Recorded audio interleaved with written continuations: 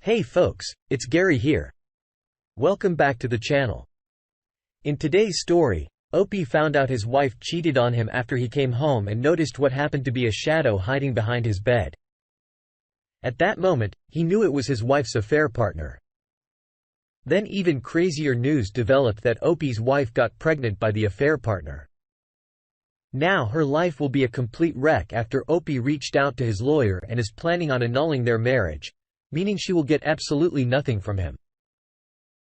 In today's second story, Opie found out his girlfriend cheated on him because she claims her family didn't approve of him. Now, let's get into today's stories. I met my wife 4 years ago and got blindsided by her blatant and unapologetic infidelity, just like every relationship. We had highs and lows, but I never imagined that the lows were that low.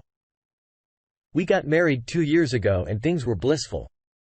We both worked in the same work industry, but at separate companies. I was a manager and she was just coming up, and it would not be acceptable to work together as per company rules because we worked at separate companies and were nearly an hour away. I never believed cheating would occur because things had been so good at home. I could be working for 12 hours and come home to dinner, sex, and all the things anyone would love to come home to after a long day. Not to say I didn't do the same, because I always did. One of the things I loved to do was to bring her her favorite flowers every week on my ride home. She gushed every time I came through the door with them. And more so when they opened up to display their full color. Nearly a year into the relationship, we began to argue, but it was nothing more than simple misunderstandings. Although I was concerned, I also attributed it to some of our money issues. She hadn't been making as much. And although I was the primary breadwinner, what I made always afforded us the luxuries we had loved to engage in months prior. I always told her things would get better, and they certainly did. I got a raise and so did she.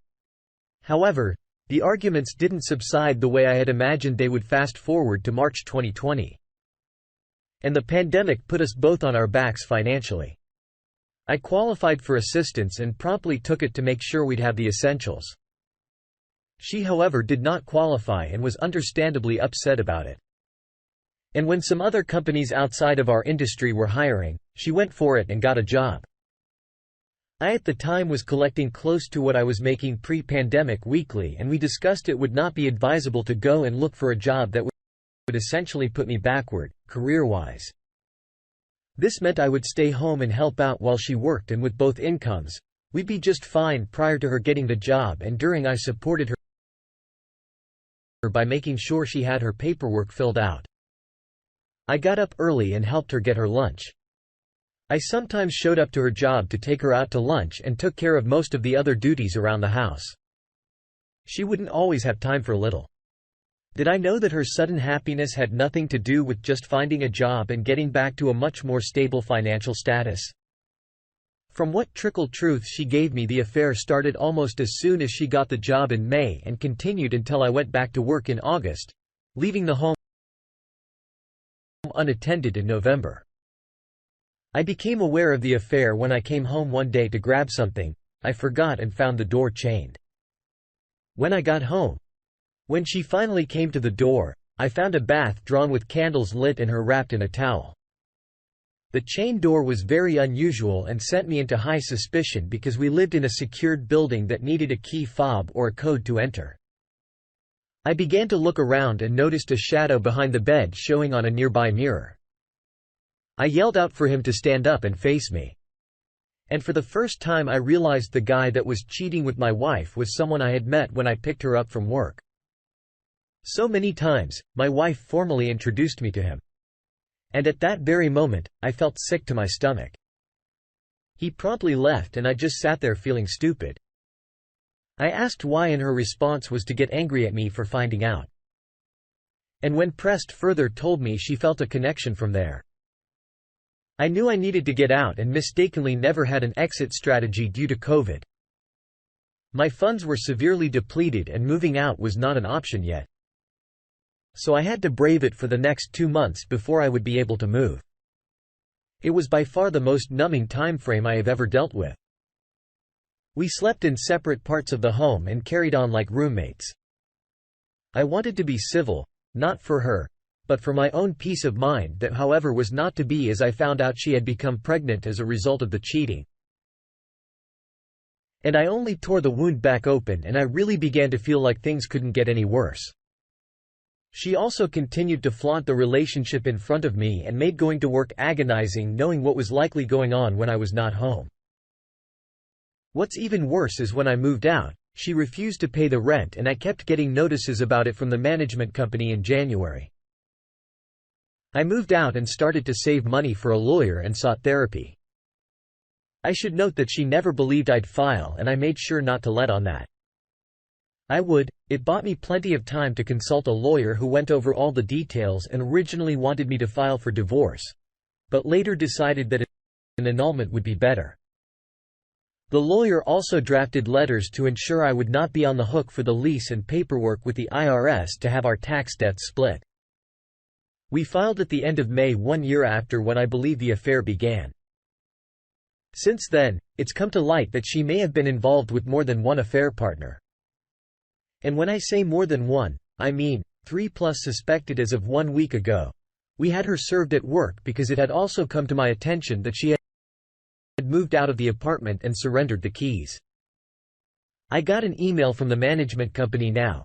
I wait as she has 35 days to respond before it goes into default and the decree is issued. I will update later as more news comes to light. Thanks for reading. Update. So it's been just over 3 months since my soon-to-be ex had been served back at the end of June. Her lack of response to being served only let me know she either didn't care or wanted it to be over, just as I had. As I sit here typing, I was informed that she retained counsel and intends to fight the annulment. I was pretty shocked to find out after calling the courthouse that she had filed for this extension at some point at the end of August, which would have been nearly 4 weeks after the deadline given. My mind is in a whirlwind because I can't believe for a second that she actually wants to reconcile with me at this point, because of the fact that she did give birth to the affair partner's child. At the end of July, she may be looking for someone to raise her affair baby and not for a genuine connection with me. I really don't know for sure because I don't read minds.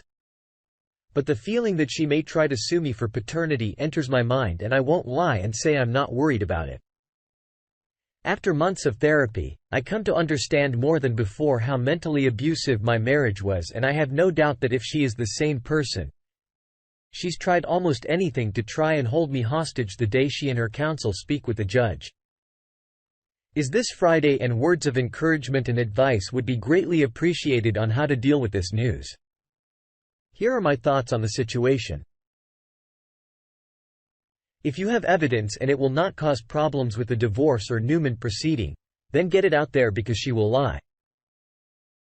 Also contact her hour with the evidence when it's safe to do so. You might even be able to get evidence from the co-worker. If you let him know you're going to name him when you go to hour, let him know that it'll be proven that he is the child's father. But if he helps, you can leave him out of it, or if he helps you enough, you can drop going to hour entirely. Yeah, it's dishonest and underhanded, but you owe this guy nothing. Get what you want and nuke the remains. There are 2 things, you know, for certain. 1, he will sell out your wife, and 2, this will end their affair and any other office affairs and let her family know that you are one of at least 4 other men that could be the father of her child. I wish you the best and hope your situation is able to work out. Now, let's get into today's second story. First-time poster here, so bear with me. I met my dream girl during the pandemic in 2020. By complete chance, it couldn't have gone better. We chatted all the time and got on perfectly and spent a few beautiful weeks together. I couldn't have asked for more for me. It was the first person I had been involved with for a good few years. More on this later. So I became quickly invested in her, and she did with me too. During this time, we grew very close and started to have deeper conversations. I found out she actually had a boyfriend when we started talking, but she quickly ended that as things had fizzled out between them. I should have taken this as a sign. Anyway, by the end of a few weeks, I returned to the university to finish off my degree. And so did she. However, We were both well over 6 hours from each other. We agreed to stay in regular communication and would talk every day in order to see how we would go. We spoke every minute of every day as much as we could, growing closer and closer. Despite the distance, I made the journey down one time and we had the most lovely weekend. It couldn't have been better. However, I have a quirk or two in my past that I feel I should inform someone of if I ever get close. Better to be honest and upfront and all that. I have a one-time incident, criminal record on a night out that I'm not proud of and got myself into a hole about. I did some major soul searching at that time and realized my life was on a downward spiral and I needed to sort it out. Long story short, I went from being at a dead end to studying online, gaining access to the university, and I am now halfway through my master's. So I've made some progress. Anyway, that's a story for another day. Basically said the girl's parents did not like that. I had a pass like that even though I was about to graduate and progress on to the next level. After that, things started to become a bit distant. We still spoke each day and she convinced me she was going to talk to her parents about it when she flew back to Canada for Christmas. Yes, she's Canadian. If only I had known this was a load of rubbish. I eventually called things off in January 2021 as chasing a girl for that long really starts to ruin your mental health. In my own words at the time, I'm 1% of the guy the first used to be when we first met. So we went our separate ways. Fast forward to April 2021. I get a message from her asking me how I'm doing and that she missed me, etc. Me being the soppy guy, I obviously went along with it. She had actually moved back to Canada in January that year to finish her master's degree. So at this point, she was still there. We chatted through all of the summer, did video calls every day and texted each day saying all sorts of lovely things to each other. She was reeling me back in very well and suggested multiple times she was moving back to the UK for me and her to start a relationship properly. Obviously, this had me hooked. I thought things were going to start looking up. I was very excited. Things were strange sometimes over the course of the summer, but I put it down to her being a bit stressed as her family was giving her grief for moving back to the UK and she had a lot on her plate with it. I feel so stupid for ignoring my gut about the whole thing. She got back here in July and from that month till November, it was absolutely perfect. We were great together and it worked so well. But then Discovery Day happened on November 6, 2021. I had forgotten my laptop to do school work. So she let me use hers while she was at work. I saw some things that looked funky to say the least, emails with her ex name, pictures from old holidays and folders with pictures on the laptop just on the screen plain to see. I did some digging and found some restaurant reservations from the first time we were talking, then some emails regarding academic journals. They were both on the same course and living in the same city. I asked her about it and she said they were on placement together and that was it. Then I pressed more and more. She said they went to dinner a couple of times. Then I pressed more.